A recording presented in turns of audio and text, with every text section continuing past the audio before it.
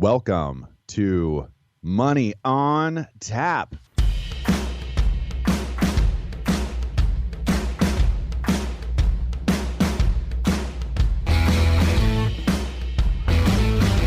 Money on Tap, your personal finance headquarters, where we bring out the professionals' experience and some fun in what we call three-dimensional investing, utilizing insurance, brokerage, and fee-based planning. That's what we do on this show. We look at all sides of the issues, and we bring a fully independent planning perspective to the table. Welcome back. You're listening to Money on Tap. I'm Ben Brayshaw, joined here with Dan Michelon and Seth Cressman. Also, one of our partners, Tony Scola, is here with us today, too. So I'm excited about having Tony with us. Not so excited about Dan and Seth, but excited about Tony. So thank you, Tony, for joining us and making the show a little bit more interesting today. No pressure there, Tony. You'll be fine. None at all. You'll be fine. Pleasure to be here, guys. Good to see you all. Money on Tap. We're all planners and partners at Brayshaw Financial, and we are happy that you are joining with us today. You can reach us at 855-226-8551 or email us at info@yourmoneyontap.com. There's a lot about investing that people have questions on, and we try to cover a lot of different gamuts because we're three-dimensional investors and planners. We're here for you with questions and concerns, and there's a lot of those people out there today. Our show today is Are Annuities Right for You Now? You know, there's been a lot of changes in the industry. There's been a lot of things that have developed, and there's companies out there trying to focus on the retiree and what their needs and concerns are. The annuities now are significantly different than even a few years ago. I think that's one of the kind of back-end benefits of this interest rate raising and hiking that we've been experiencing is, while that causes a little bit of pain at the pump and at the grocery checkout line, it certainly is helping out with the benefits that you can glean from these annuity contracts. I think you're dead right. You know, one of the things about the annuities of the yesteryear, like the 20 or 30, 40 years ago, it's just not the same world anymore. And I think a lot of people have, just made a stricken decision that annuities are just not for me, no matter what happens. Yeah, they are a animal in and of themselves, just completely different from what most of the market is about. And it's just interesting when the market does what it's done lately. How many people come out of the woodwork saying, I really think there was a conversation we had back there. I don't remember all the ins and outs about it, but there was something about maybe return of principal, maybe a guarantee. I don't have any of that in my life right now, and I'd like to experience something different. And that's absolutely right. I actually I spoke with somebody recently who was talking about having an eye on retirement and being concerned about the current market. And I kind of brought up the idea of the fact that he seemed to be talking about, a lot of the reasons why people consider annuities, basically being the right time for them. And he said he had looked at it a long time ago. And when we talked about it, it was exactly what Dan mentioned. Is the environment has created a lot more features and benefits that weren't here a long time ago. So if folks have thought about them or heard about them or looked into them even, a decade ago, they've changed quite a bit, and they're worth another look. We're going to dive into that and what's changed and how the market is just so speculative and there's so many concerns, and the Fed dealing with rate hikes and all of the different pieces going on. How do you mitigate the loss in your portfolio and really, charge forward with a successful retirement? Because that's really what it's about. It's about accomplishing a successful retirement, a successful estate, and putting that whole planning piece together, and that's what we do. So, but before we jump directly into that, we have up for you our Money in the News, which is our time to share with you the current events that are going on. And with that, we are going to jump to Money in the News.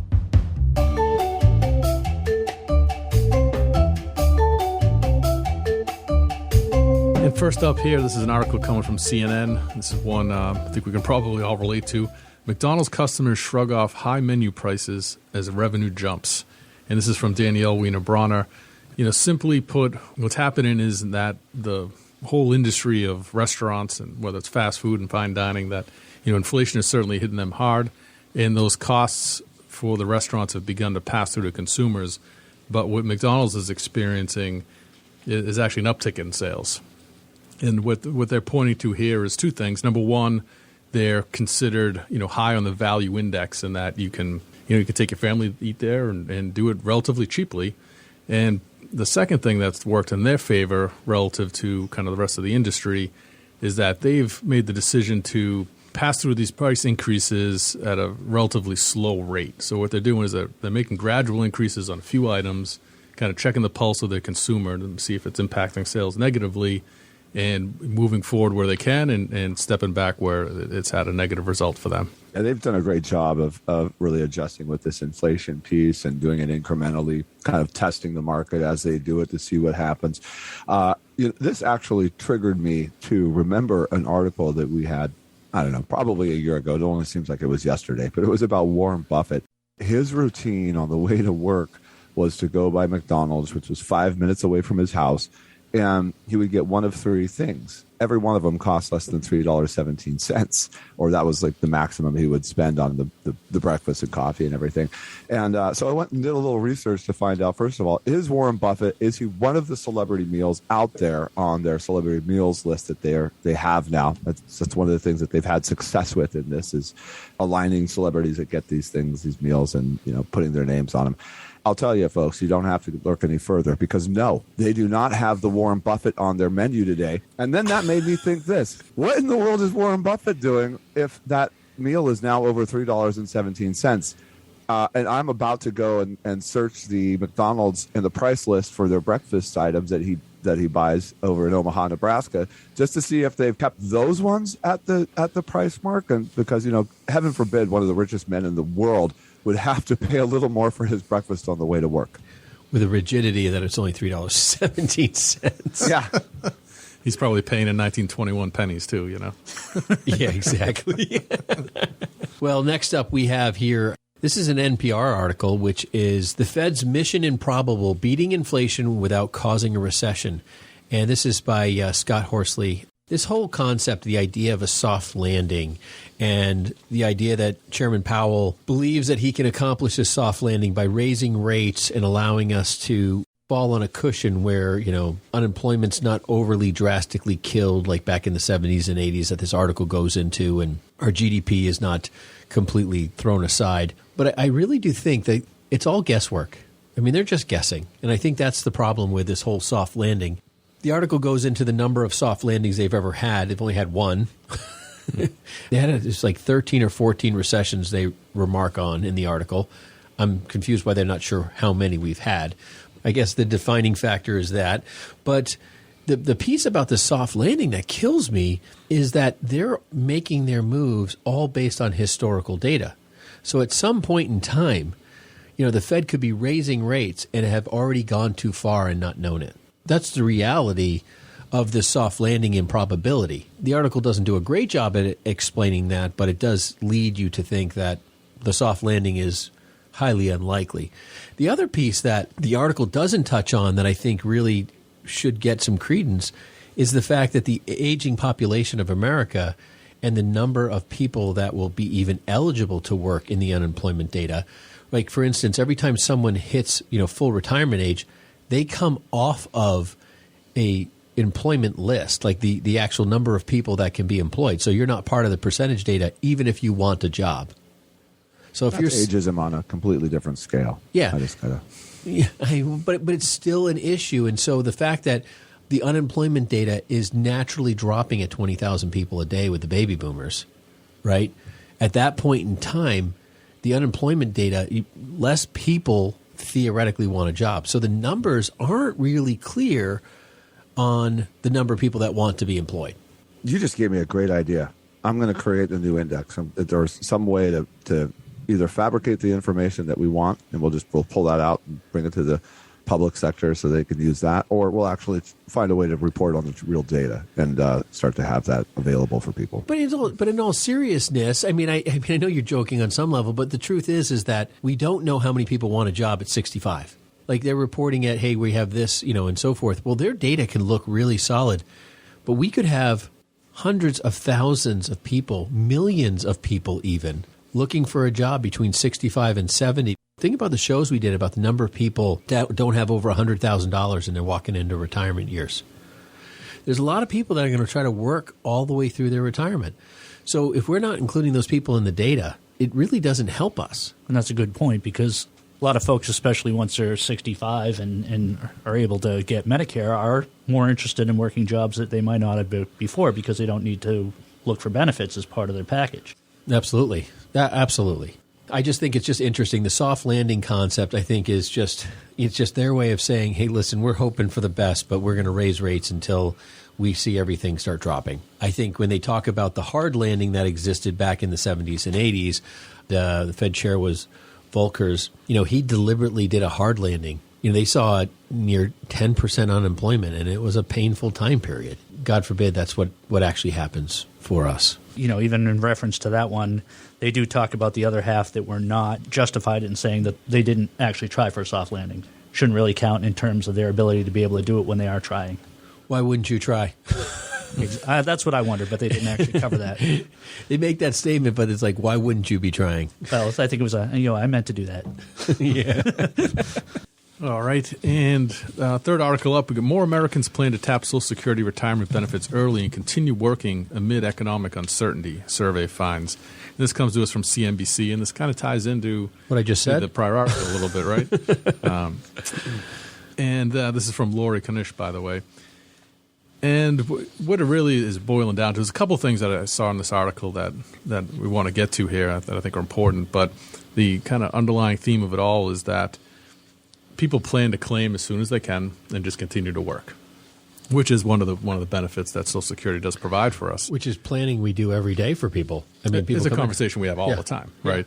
But what's additionally shocking about this article is what people don't know about their rights within Social Security. And even at one point in the article, rather than referring people into the Social Security Administration to have their questions answered, they say, go find a competent financial advisor and work with them. And I think, a little tip of the cap to ourselves here, but I'd say this is a conversation that we have all the time, and we're well-versed in how Social Security works, and we have access to experts who've worked with the administration for 30 years. Ken Barron, he's on staff with us, and he worked with Social Security for 30 plus years. And I met Ken many, many, many years ago, and he used to send people to me that became clients, helping them through Social Security questions. And he knows the answers. I mean, this guy is in and out, but the complexity of creating a financial plan that allows you to collect Social Security early, mitigate the tax and the recollection of Social Security backwards, and doing all of that stuff together well, it's more complicated than just, hey, I'm 62, let me start collecting and I'll work and put some money in my 401k. It's significantly more complicated, and you can keep most of your Social Security if you plan right. Yeah, what this article says, and they surveyed thousands of people here, but 42% of the respondents plan to claim early while continuing to work, which is up from 36% just in 2021. So there's a pretty drastic shift in the numbers there. But shockingly, only 13% of the people surveyed could actually correctly identify when they would reach full retirement age, which is another shocking fact. And they're not aware of, by the fact that claiming at 62, you could see up to a 30% total reduction in benefits received, and only 54% of the respondents were even aware of that. It's a considerable decision to be made, and it has long-lasting ramifications for you. So, again, kind of the word of caution here is don't just grab for the check because you're eligible. Do some real planning around that. We talk about these numbers, and I think about this, and the one thing that stuck out to me, and probably what every listener will remember from this article, is the fact that they're expecting a cost of living adjustment for 2023 at 10.5%. That's all people focus on. The problem is, it's not that Social Security is not doing education, and it's not that we're not doing education. And it's not that we're not available for a phone call or advice on all sorts of levels to even sit down with no cost, just come in the office, schedule a time, go through the things, talk your questions through. We'll explain all your benefits and go through that piece. And, we don't work for Social Security, but, you can have that conversation. But it's mostly people are just too busy with life and don't engage. Right. And that's what I see as well. I think a lot of times people forget that Social Security is their money, and they look at it as more like found money. So the fact that it might be reduced by, an early distribution or the fact that they're still working in retirement seems like, well, so what? I'm still getting something. Yeah, it kind of feels like a little bit of a run on the bank is the other side of this here, where 70% of the respondents are in fear of Social Security running out of money. And the latest reports on that are from the Social Security Administration is that in 2035, funds will run out. But then it says that 80% of the benefits will still be payable at that time. So the funds run out in 2035. However, 80% of the benefits will still be payable at that time. That's like money due.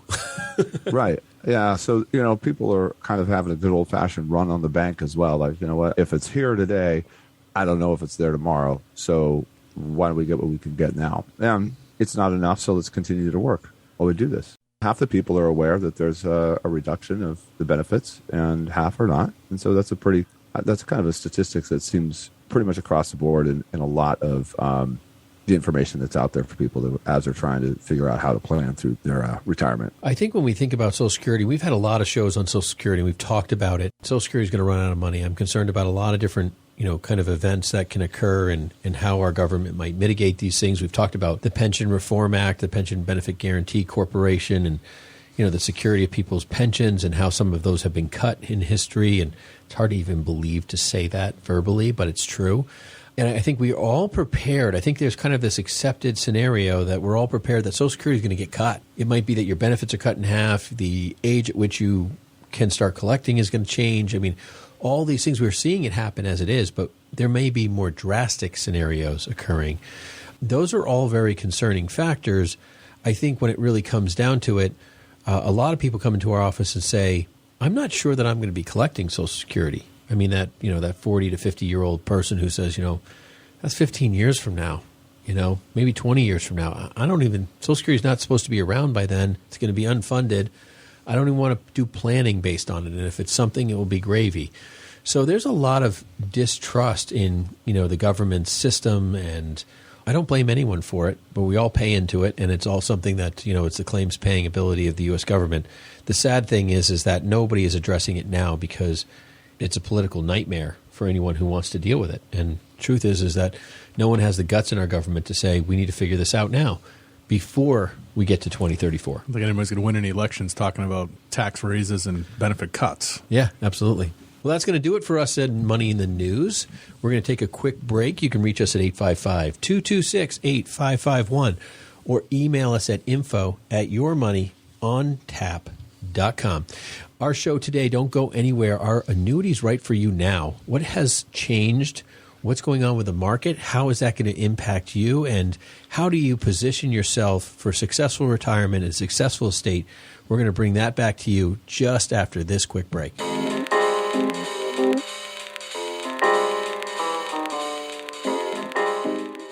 Do you have an annuity?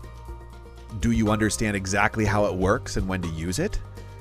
The likelihood is that you don't, or maybe you bought it a while ago because at the time it sounded like a good idea. But will it accomplish your goals? We are here to help you. Contact us about a free annuity review and learn what your annuity does, how it works, and how it can best help you with your retirement goals. It's absolutely free to you, and if there's a better way for you to accomplish your goals, this is a great way for you to learn about those opportunities too. Take the time to get educated, get empowered, make your retirement a success. Call us at 855-226-8551 or info@yourmoneyontap.com. We appreciate you listening to Money on Tap with Ben, Seth, and Dan. You can contact us at 855-226-8551 or email us at info@yourmoneyontap.com. And now, more of this week's program.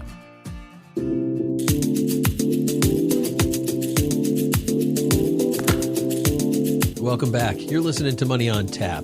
I'm Ben Brayshaw, joined here with Dan Mickelon, Seth Crustman, and Tony Scola. We're all partners and planners here at Brayshaw Financial Group, and we're here to help. And today we're going to talk a little bit, are annuities right for you now, and the changes of the environment, the investment world.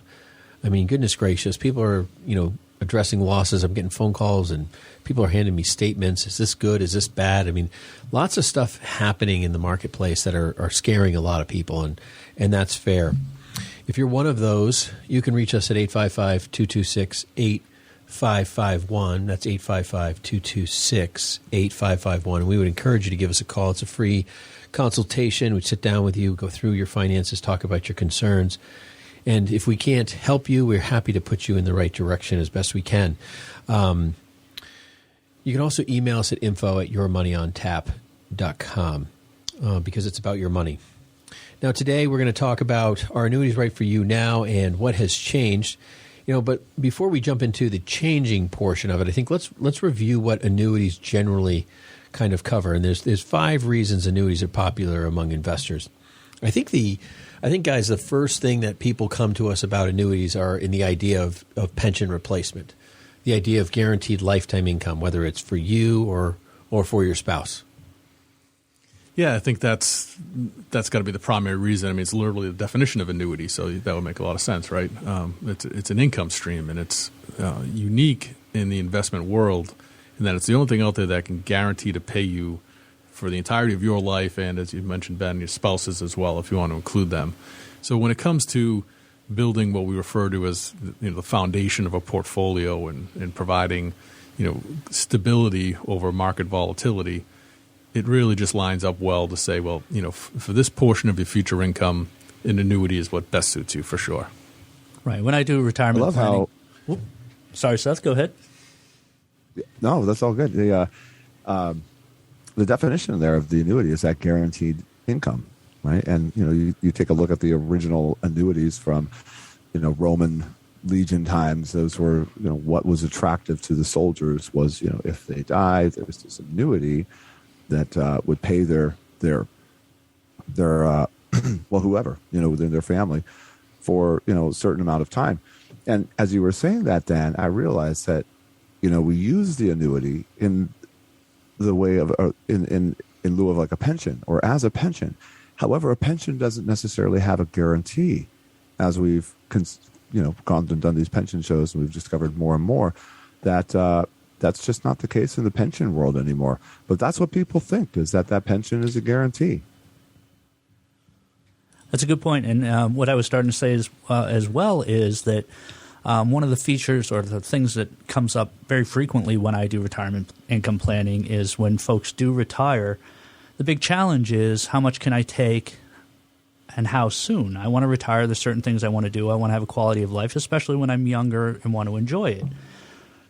But the fear is if I take money right away to do those things or purchase those items or, do the bucket list trip around the world or whatever it is they might be, that using up that asset is then going to deplete their pool of money prematurely. And the wild variable is how long are you going to be around, not knowing when your last day on earth might be. So, incorporating annuities into an income plan is super beneficial because even if your pool of money runs out, the insurance company's on the hook to continue paying. So that last day doesn't become an issue anymore. So, making that part of the plan allows people to actually retire when they want to and start doing the things that they dreamed about doing in retirement without being stressed out or having anxiety about the fact that they're digging in right away. Yeah, no, I agree with that. And, I think the thing is, Seth, you made a great point about, we think of pensions as, guaranteed and clearly they're no longer guaranteed. And if you have a pension, I'm sure that's a scary term to hear, and I would encourage you to go listen to some of our pension shows. But the Pension Benefit Guarantee Corp, which is the kind of the backbone of that pension world, has nothing to do with the 2014 Obamacare, the Obama Pension Reform Act that allowed multi-employer pensions to be reduced while in payout. So, people were having up to 50% cuts in pay on their pensions. So it's a great point that pensions are not guaranteed the way we've been led to believe in every capacity. So when you hear the word pension, we use it as a guarantee, but the truth is it's not. The thing with the annuity is that it's the claims paying ability of the insurance company. Right, versus where I was just going to go there is we just talked about the trouble Social Security faces and the potential reduction in benefits starting in 2035 as the fund goes insolvent. The United States federal government has the ability to run at a deficit and still offer these programs, right? Insurance companies don't. They're for profit. Right. So it's a fairly reasonable bet to say that they're running better fiscal books and are more likely to be able to pay you on a private deal than the federal government will be as part of Social Security. Which, when you look at the pension programs, which are run by unions most of the time, right? They're running out of money and they're having to make adjustments because they're not running it for profit. Well, maybe themselves, but but you know what I mean. So that's a concern and an issue that exists. The second item we have here is tax-deferred growth. One of the things that annuities provide is, tax deferral for those after-tax dollars, kind of like an IRA is tax-deferred. You can take your regular savings accounts and you can stick them in annuities, and they're tax-deferred. Now, the limitations on that require you, without penalties and fees and so forth, you have to wait till you're in retirement. So the government offers you that tax-deferred growth, but again, you're actually surrendering that money over without penalties till you're 59 and a half. Yeah, so there's a little liquidity difference there, and it really is money that you truly want to have earmarked for retirement. But to trade that off for the ability to buy and sell within the account and make moves, timing the market, and do so without any tax consequence, is certainly well worth it. It's another reason why annuities are not for all of your money, but for that money that you really, really have earmarked for safe retirement money. Yeah. Basically what everybody else is saying, as well as, you've maxed out your 401k, you've maxed out your IRA contributions, just another resource of being able to put money in for tax-deferred growth. And as Dan mentioned, to be able to make adjustments to the portfolio and things like that without worrying about the ramifications of, taxation, capital gains, and so forth. So it's just really another good retirement planning tool. Yeah, and then the third item we have here is, can provide peace of mind. I think we've kind of covered that. I'm going to just kind of push past this, but the idea of having an annuity that provides you of some sort of guarantee, some sort of provision of either death benefit, income, long-term care is another item, and we're going to get into that. And that's the next piece, So a lot of people think that annuities are just for retirement, but there's a lot of annuities that, basically create all sorts of accessibility, liquidity, or additional income in a care event. And I think that's a remarkable piece that's just not given the forefront kind of perspective that a lot of people are looking for who are completely uninsurable. It's another unique aspect of annuities, right? There's really no other investment out there that offers a living benefit, and that's what this is called, similar to that, in the sense that for people who don't want to buy true long-term care, they don't want to buy the standalone, quote-unquote nursing home insurance policy that's designed specifically to do that. And many people don't want to spend the money on something like that.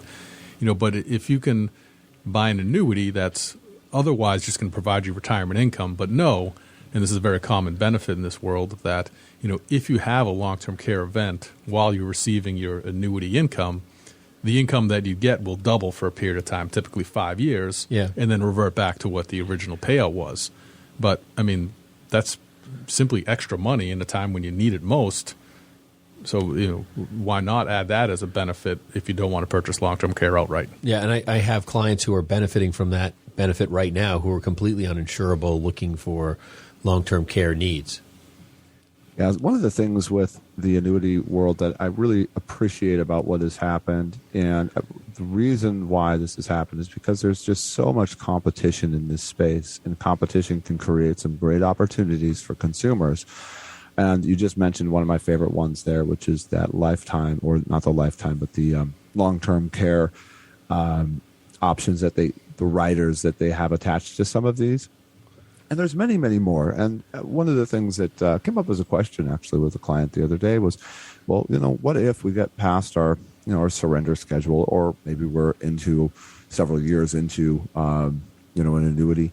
What are some of those options that they have out there?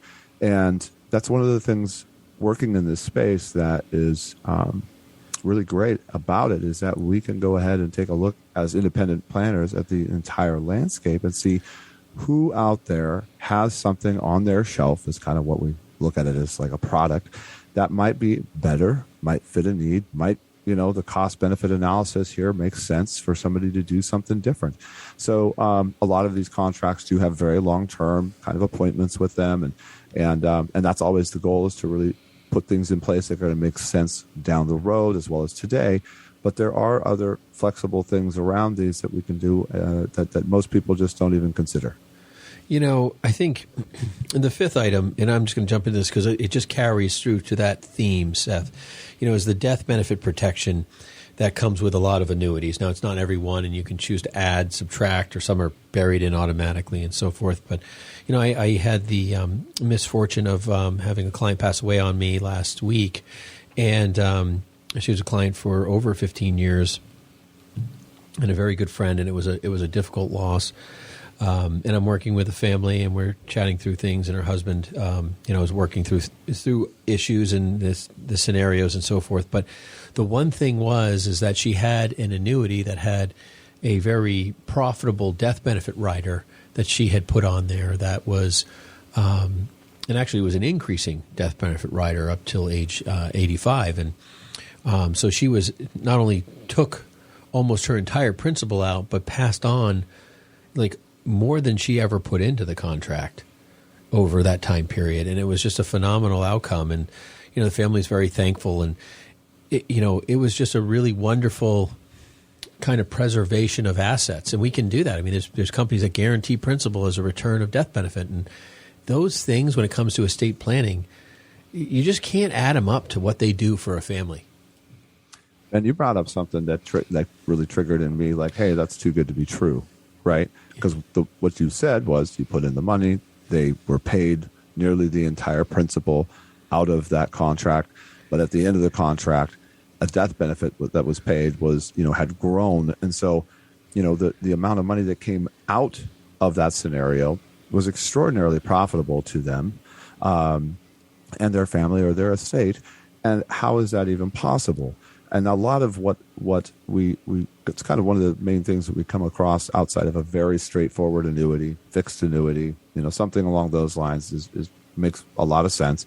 But, some of the different annuities out there and the riders on them and what they can do just kind of blow your mind. And I think it's important for consumers to realize that, hey, working with somebody in this space that really is not just trying to sell the benefits and the features and benefits of a product, right? Because it sounds too good to be true, but really understands all of the ways and the kind of the underpinnings of what this company is, who they are, how many other offerings are there that might be suitable to consider. Those are the things where you really want to try to back into making great choices for yourself in your financial planning, especially when it comes to, nest egg, future income, and all the rest of the stuff that we really like some of these things for. Yeah, I get the too good to be true comment, and we have, right, Tony, I mean, Dan, we've heard this 1,000 times. That sounds too good to be true. I mean, the thing is that, it's kind of like one of the best kept secrets of these rider programs that are out there. And when you start realizing that every company, as you pointed out, Seth, every company is a little different in what they offer and what these riders are. And so when you find one that fits that concern or that need or that estate planning or income need or whatever that client's trying to, it's like you feel like you've solved the problem. It's just this very overwhelming, exciting feeling, and it's really good. But we're not even into our Annuities Right for You now part of our conversation. This is the baseline of where we're at. We're going to be right back. Take a quick break. Don't go anywhere. You can reach us at 855-226-8551 or email us at info@yourmoneyontap.com. Have you completely disregarded annuities? What we have up for you next might just answer that question for you.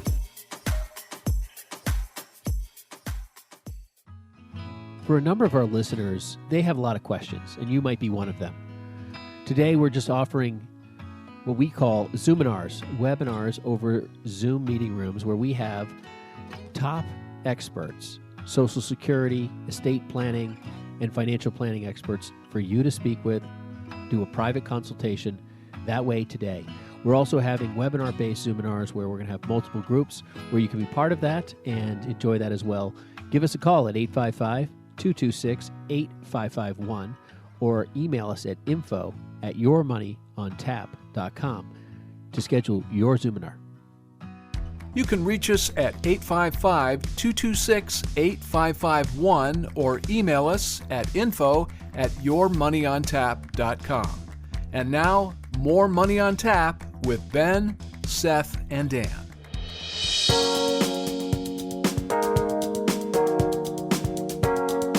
Welcome back. You're listening to Money on Tap. You can reach us at 855-226-8551 or email us at info@yourmoneyontap.com. Are annuities right for you now? Is this the thing that you're missing in your portfolio? Well, we're going to jump into all the people that own annuities and kind of the astronomical numbers that I'm reading here today on both the amount of purchases that are up and the percentage of people that own these things. What do you think, Dan? You want to go jump into this? Yeah, it's. I mean, there's no doubt that the industry is growing rapidly. Every different category of annuity, and we tracked, fixed rate deferred annuities, $28.2 billion, up from $16 billion, and these are 2021 numbers. Almost a doubling. Yeah, absolutely incredible. Non-variable indexed annuities, $19.7 billion, up from $16.5. Traditional variable annuities, $15.4 billion, which is actually down from $22.7 billion, but I think there's some reasonable explanations around that with the way the market's gone. Registered index-linked annuities, which is the RILA products we talked about a couple shows back, $10.5 billion, up from $10 billion. And fixed immediate annuities, $2 billion, up from $1.6. So, what those numbers tell you is a couple things. First off, there's a lot of people buying annuities. Those are big numbers, right? So there's major inflows into this investment sector. And secondly, that maybe it's because of the features we spoke to, maybe it's because of the market conditions, maybe it's because of investor education, but more and more people are opening their minds to this type of contract and finding themselves into an annuity. Yeah, the space that you just described, that really says a lot about what the temperature is right now in the marketplace. With a variable annuity, typically that's one that's, it means exactly that. It will go up and down. It just has the annuity wrapper on it, but it typically is like an investment annuity in the market. And people really wanting to, sidestep that type of a product right now and going into more of a flight to safety, which is, the fixed or the guaranteed space, and kind of staying out of that CD type of a product, and getting more than the bank is willing to offer you on some kind of a contract that has still some of the benefits of the annuity world, which is deferred taxability primarily. Well, I think another reason could be is just due to the natural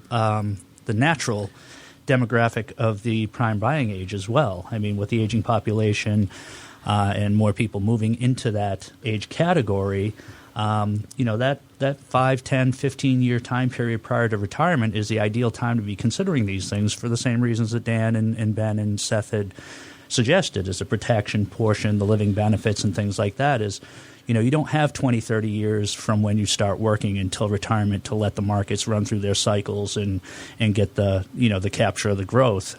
Now you've accumulated the asset, you want to protect it and then convert it from a growth product to an income product, and these vehicles really help do that efficiently. Yeah, a lot of people think retirement is like a light switch. I was working one day, my 401k, I was contributing, and tomorrow, I'm going to be retired, and they don't really change their investments. They don't change their style. They don't change the truth is that there's an accumulation vehicle, and then there's distribution vehicles, because you have an accumulation period of your life where you're accumulating assets, and then you have a period where you're going to distribute them. So it's kind of like, do I want to drive a minivan with one kid, or do I want to drive a minivan with 5 kids? Like, which one makes more sense? Like, why would you own one versus the other? Or do I want to drive a 2-door car through the woods, or do I want to get it like an off-road vehicle? Like, right. There's a suitable kind of application to annuities and when they're relevant and irrelevant. I think, Dan, when you were reading off those numbers, I just did some quick math. I mean, that's a 13.5% increase across the board in annuity sales 1 year to the next. That's astronomical. I mean, hats off to the people out there that are soliciting these things left and right, the wholesalers and everything else. They're making big dollars. I mean, they're growing their market share pretty significantly. And we see, $28.2 billion, up from $16 billion just in fixed deferred annuities. This total CD replacement scenario, because the rates are higher, the guarantee periods are longer. I mean, there's lots of opportunity, and you don't have to pay taxes. It's tax deferred on the non-qualified side. Huge reasons in the middle of this market why you're seeing those numbers go up. But I think what really brings me some interesting perspective is that, when I was reading this article by Peggy Bresnick, which is Understanding Who Buys Annuities, she talked about the different financial liquidity wealth brackets. They're not talking about total assets. They're talking about how much liquidity and investable assets, as we call it in our world, people are buying. And she talks about the people who are under 100,000.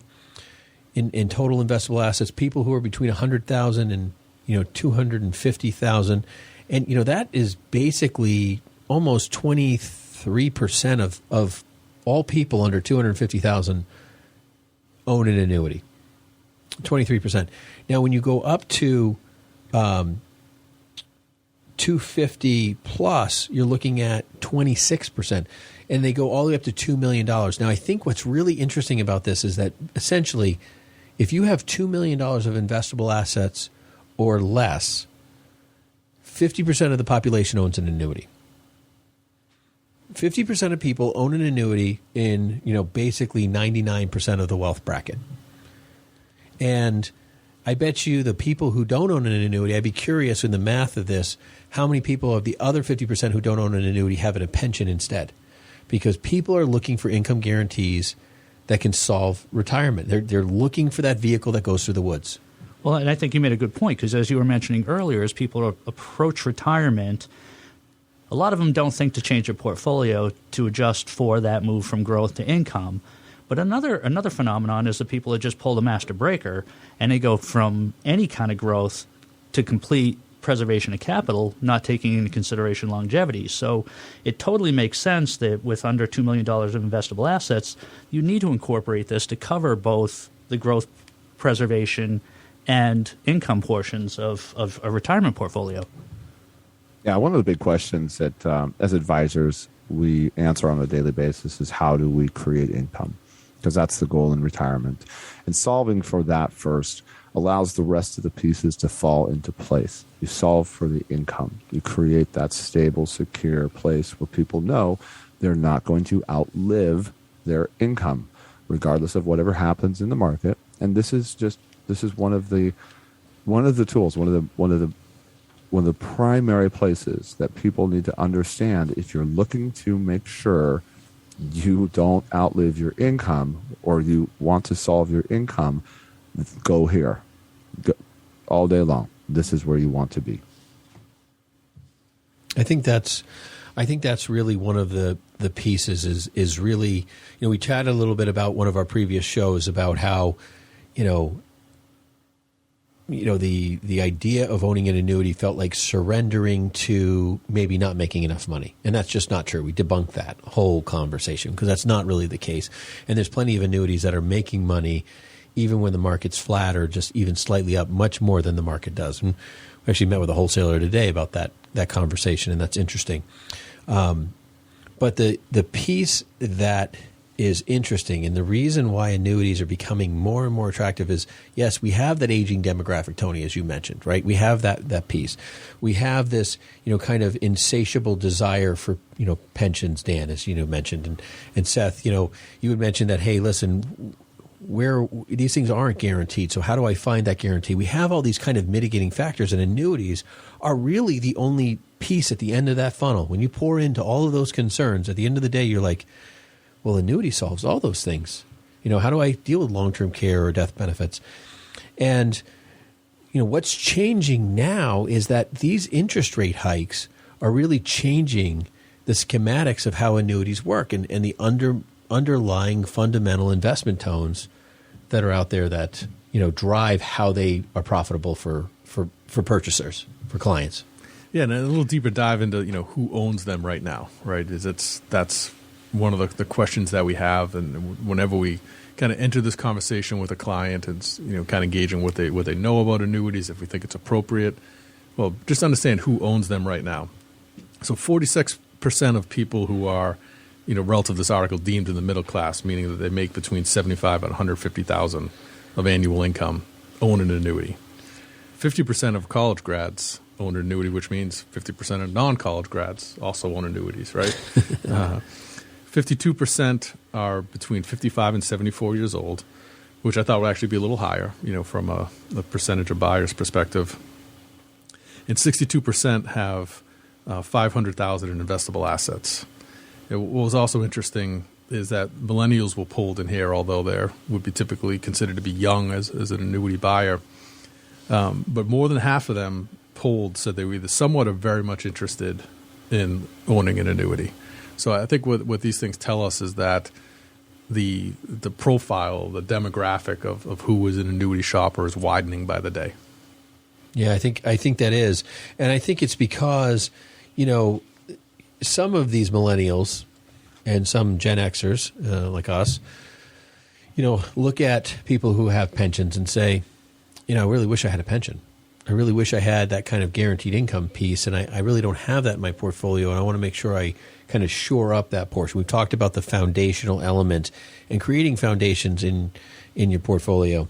We're also the couple generations that have known that Social Security is unlikely to be there, at least in full force. Yeah, in any force potentially. Yeah. And that's a big concern. You're listening to Money on Tap. I'm Ben Brayshaw, joined here with Seth Crossman, Dan Micklon, and Tony Scola. We're all partners and planners at Brayshaw Financial, and we are super happy to have you with us. You can reach us at 855-226-8551. And we're talking our annuities right for you now. A lot of people have concerns about, whether or not when's the right time to buy, what to buy, who to buy it from, who to consult with, and how do you know you're getting the right thing? Because, you hear about these, supposed disaster stories, someone bought something. And I usually find that's the wrong time and place more than it is that the annuity didn't do anything. It's not bad. It is what it is. It said what it was going to do, and it's, under contract law. So that drives that piece. But what's changed with annuities, and I'm going to jump into that here for a bit. One of the things with the Fed raising rates, a lot of people don't realize that as much as you had mentioned, Dan, earlier, it's damaging to the gas pump, it's damaging to your groceries, it's damaging everywhere. But in the annuity world, the Fed raising rates actually creates them to be potentially more profitable. Yeah, the insurance companies are securing their guarantees by buying treasuries and bonds and interest rate driven investments, on their own ledger sheet. So as those investment options for them, yield more profit or more interest, they're able to pass through more to the consumer. Yeah. And then when you look at the volatility of the marketplace, I think what's really interesting about that is that a lot of these annuities, almost every one of them, is, backed by some sort of hedging strategy, which involves the, purchase of various option contracts, significantly more complicated pieces of investing behind the scenes that occurs with annuities that insurance companies use to offset their risk, which is why a lot of annuities do have fees and that kind of the higher hedging marketplace. But with the volatility of the market, allows them to buy various contracts to create better hedging, which allows them to offer potentially more profitable lifetime income payouts. I mean, these kind of ideal circumstances for the people who build the back end of annuities for insurance companies. This is a great environment for them to be investing. Not so great for necessarily all of us, but for how those contracts operate, it works well. Yeah, and that translates to a great environment for the consumer as well, because the competition between the carriers to keep streamlining and coming out with better solutions, better rates, better returns. They're all vying for the same customers. So all that competition creates a great environment for improvements that are really, really working well to counter all the things that you guys are worried about right now with the volatility and potential of losing Social Security and things like that. So yeah, and I think the income, we were just chatting about it today at lunch. We were talking about the fact that, hey, we've got all these wholesalers contacting us to say, hey, our payout bands are going up. We're paying more in income. Our caps on the different investments are going up and so forth, all linked to the volatility of the market, the fact that the Fed's raising rates and all the different things that are happening. We're seeing caps across the board of how much you can make in an annuity grow against the what the S&P comparable is running. I think what's interesting is that a lot of people run away in the idea of, hey, listen, I've heard annuities are expensive, and that's not entirely the case. Dan, do you want to share that one we were talking about earlier? Yeah, so there's a client I'm working with who is still working but is of retirement age, is eligible to take what's called an in-service distribution. So we had an opportunity to move some of his 401k into an annuity while he's still working, okay? But then we went through this downturn in the market, and his feedback ties into our show here is our annuities right for me now. And his concern was that, I've already lost so much in the market, I kind of need to ride it out from here and hope it recovers within the 401k. And, I questioned him back, what are you in the 401k? It's likely to be some combination of index funds. which of course it was. So we have the ability to take those same assets, put them in a situation where they will rise when the index rises, so you get that full participation in the upside, but at the same time protect from any further loss going forward from here. Yeah, so we can address the concerns and the fears and still have the same upside potential. So now is the time. And he's paying less in fees. And we're paying less in fees. Like, it's kind of a win-win-win. Yeah, and guys, I was listening to you guys throughout the show, Seth and Dan and Ben, and listening to all the living benefits and the features and how they work and how they hedge with options, and they're very very complex products the insurance companies are able to put together in a package for the consumer. And I think going back to the title, are annuities right for you now? Anytime I brought these things up with folks, I've yet to have anybody run into a situation where they say it doesn't sound good. And talking about the percentage of folks that do participate in these, more than half of folks own an annuity. I've come to realize that the issue is not so much do I want or need an annuity in my portfolio, will it help me out, but which one's right for me. And I think this just goes back to why it's so important to consult with somebody who works in our industry that works with this day in, day out. We have tools and screeners and things like that. Seth mentioned earlier about the living benefits and backing into the solution by identifying what you need your portfolio or your annuity to do for you, what you need to protect for, what you need to cover. But then how do you find the one that's perfect for that solution? Yeah. And that's a really good point. And I think that really has to do with listening. We listen to our clients and trying to understand what their real concerns are. So when we sit down with you and we're asking you all these personal questions, and we want to get to know about you and your family and your needs and your desires and your wishes, it's not entirely like we want to know about you. We want to get to know you as a client, but the more we know about your internal life, like I've had people sit down and be like, well, just tell me what you think. Like, well, it's more than the numbers. It's more than the story of like, hey, I just want to have as much income as I can have. Because the truth is that sometimes we can tier income to be there at the perfect time and exactly what you need when you feel like you don't have enough money to even be retired. Right. I've gotten that one as well. Like, what would you do? Or if I was your mother, what would you recommend? Yeah. But you're not. Everybody's different. Everybody, what they want to accomplish, what they really want to do. You're a stay-at-home person. You want to travel the world. Do you have a long life, family health history of longevity, or do you not? I mean, so everybody's different. And as Ben was saying, asking those questions, they do seem intrusive. One of the things I ask all the time with folks is, is your primary concern running out of money before you die, or do you want to leave something to someone? Yeah. Majority of answers to that is a combination of both. So how do you do that? How do you enjoy things and spend the money that you want to do what you want, but still leave a legacy to kids, grandkids, charity, whatever is important to you? It is. It's about what's important to you. And I think that's why when you want to reach out to us, it's info@yourmoneyontap.com. That was an intentional decision to be personal about it because it is a personal decision when you're dealing with finances. I'm Ben Brayshaw, joined here with Dan Micklon, Seth Krusman, and Tony Scola, partners and planners at Brayshaw Financial. We appreciate you joining us this week. You have questions, you want to sit down with us, you want to talk about things on the phone or sit in our conference room, free consultation. We offer that to our listeners, and we thank you for joining us. You can reach us at 855-226-8551. We look forward to talking to you next week. Thanks for joining us.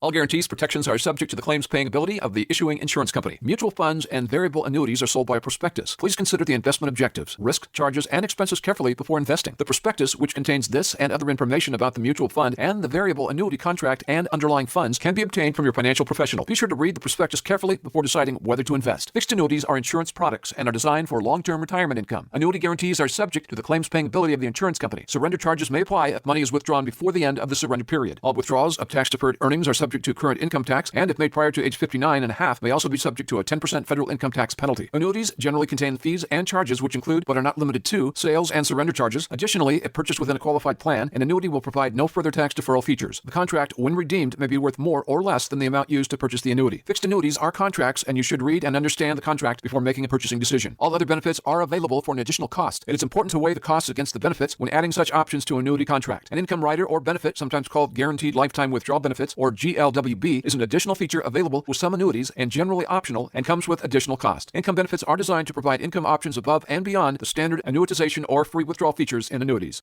The views expressed are not necessarily the opinion of this radio station and should not be construed directly or indirectly as an offer to buy or sell any securities mentioned herein. Investing is subject to risks, including loss of principal invested. No strategy, product, material, or tool mentioned can assure a profit nor protect against loss. Please note that individual situations can vary. Therefore, the information, products, materials, or tools mentioned should be relied upon when coordinated with individual professional advice. Past performance is not a guarantee of future results. This show may be subsidized in whole or in part by a product sponsor or issuer. Securities and advisory services offered through SagePoint Financial Incorporated, member FINRA SIPC, and a registered investment advisor. All other services offered through Brayshaw Financial Group LLC are independent of SagePoint Financial. SagePoint Financial and Brayshaw Financial Group do not provide tax or legal advice. Main office is located at 116 South River Road, Bedford, New Hampshire, 03110, and can be reached at toll-free 855-226-8551.